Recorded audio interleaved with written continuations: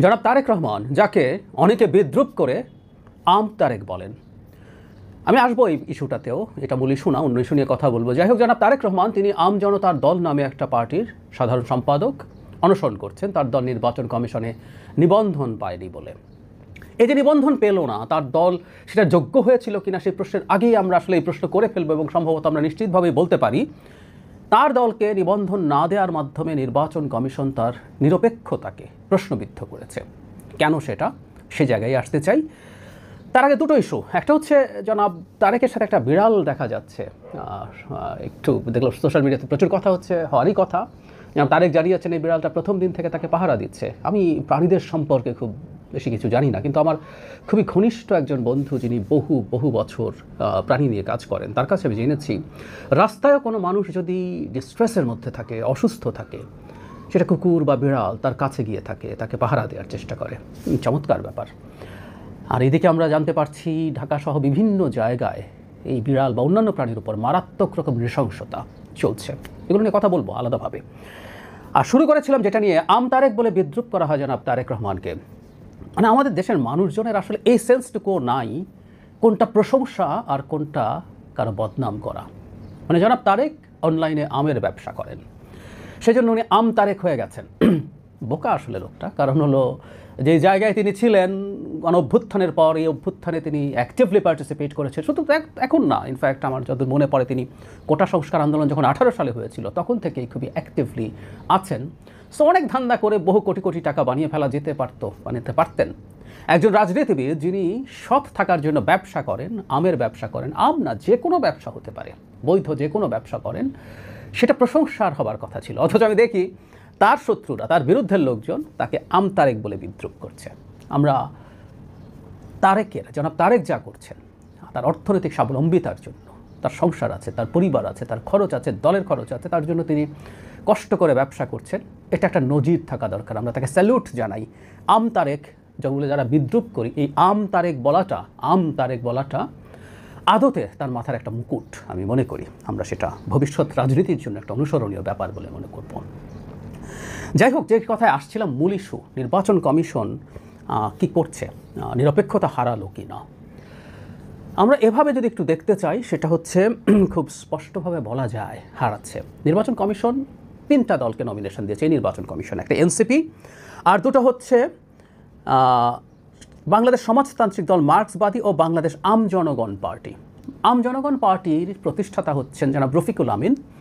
ডেস্টিনির মাধ্যমে তিনি বহু মানুষকে প্রতারিত করে, বহু মানুষের টাকা মেরে দিয়ে কী করেছেন আমরা এগুলো জানি। তিনি এটার জন্য শাস্তি পেয়েছেন, জেলে ছিলেন, সেখান থেকে বেরিয়ে এসছেন। হ্যাঁ, সাজার ভোগের পর তিনি দল করতেই পারেন, তিনি যদি দলের যে রীতি বা নিয়ম আছে, আইন আছে, সেটা যদি না ভাঙেন তিনি সেটা করতে পারেন। কিন্তু প্রশ্নটা অন্য জায়গায়। প্রশ্নটা হচ্ছে তার দল কেন, বা অন্যটা মার্ক্সবাদী যে কমিউনিস্ট পার্টি, তারা কেন পেয়েছেন। আমি আসলে অনেস্টলি যদি বলি, আম জনতার দল যেটা জনাব তারেকের পার্টি, সেটাও নির্বাচন কমিশনের ক্রাইটেরিয়া ফুলফিল করেছে বলে আমি আসলে মনে করি না। একটু জানিয়ে রাখি আপনাদের, আমাদের নির্বাচন ব্যবস্থা সংস্কার কমিশন যেটা হয়েছিল, যার একজন সদস্য আমি ছিলাম, আমরা এটাকে সহজ করার কথা বলেছি। এটা তুলে দেওয়ার কথা কেউ বলেন, এটা আসলে ঠিক লজিক্যাল হয় না। কারণ অসংখ্য পার্টি, সবাই দাঁড়িয়ে যাবে, সবাই আসলে নির্বাচন করবে না, সবাই মার্কা এবং তারা এজেন্ট পাবে, এজেন্ট বেচা কেনা করে, নানান অভিযোগ আছে। সো মোটা দাগে একটা রেজিস্ট্রেশন থাকা দরকার, যেটাকে আমরা অনেক সহজ করেছিলাম। কিন্তু বিদ্যমান নিয়মটা একটু বলি যে এটা কারা কারা ফুলফিল করতে পারবে, বা এটা করা তো সোজা না। বিদ্যমান নিয়ম হচ্ছে 3/1 জেলায় কমিটি থাকতে হবে, কার্যালয় থাকতে হবে, মানে 21-22টা জেলায় কেন্দ্রীয় অফিস কমিটি তো থাকতে হবেই। 100টা থানা বা উপজেলায় কমিটি এবং অফিস থাকতে হবে। এর বাইরে প্রত্যেকটা থানা বা উপজেলায় 200 জন ভোটার আপনার সমর্থক আছে, এই রকম ডকুমেন্ট দিতে হবে রীতিমতো, ন্যাশনাল আইডি কার্ডের মানে নাম্বার এবং তার ফোন নাম্বার সহ, যাতে তারা ভেরিফাই করতে পারে। তার মানে হচ্ছে 200টায় 100 করে যদি হয় 20,000 মানুষের ডকুমেন্ট দিতে হয়। এই হচ্ছে ক্রাইটেরিয়া। গঠনতন্ত্র সহ আরও কিছু ব্যাপার আছে, ওগুলো পেপার ওয়ার্ক, সেটা হতে পারে। সো এই হচ্ছে মোটা দাগে নিয়ম। সো আমি সত্যিই মনে করি না আম জনতার দল এটা ফুলফিল করেছে, এটা আমার মনে হয় না। কিন্তু আমার প্রশ্ন হচ্ছে, বাকি দুটো দল তারা কি ফুলফিল করেছে? আমি চোখ বন্ধ করে বলে দিতে পারি করেনি। এটা এতটাই টাফ করা।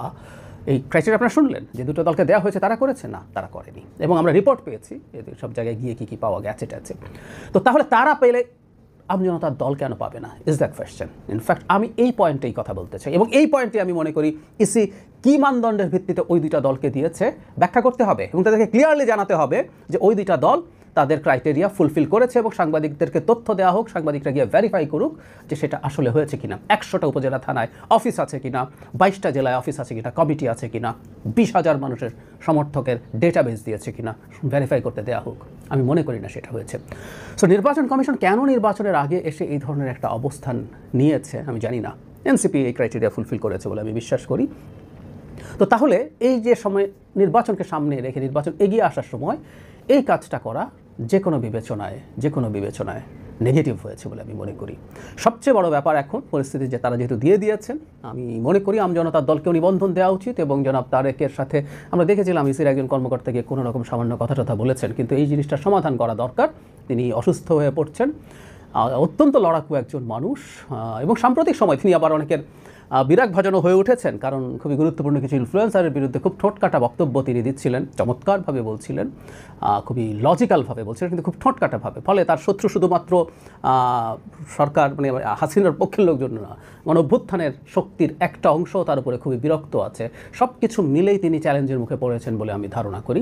আমাদের জায়গা থেকে চাওয়া দ্রুত নির্বাচন কমিশনের উচিত হবে আমজনতার দলকে নিবন্ধন দিয়ে জনাব তারেকের অনশন ভঙ্গ করানো। তিনি অসুস্থ হয়ে পড়ছেন, আমরা তার সাথে সলিডারিটি জানাই, শুধু এই নিবন্ধনের জন্য না, যে তার দলকে তিনি তার বক্তব্য, তার সৎসাহস, তার সততার চেষ্টা, সৎভাবে ব্যবসা করে টিকে থাকার চেষ্টা, সব কিছু মিলে তারেক একটা চমৎকার প্যাকেজ। আমি মনে করি তারেকের মতো রাজনীতিবিদরা বাংলাদেশে গ্রো করুক, আমরা তাদের পাশে আছি, পাশে থাকবো।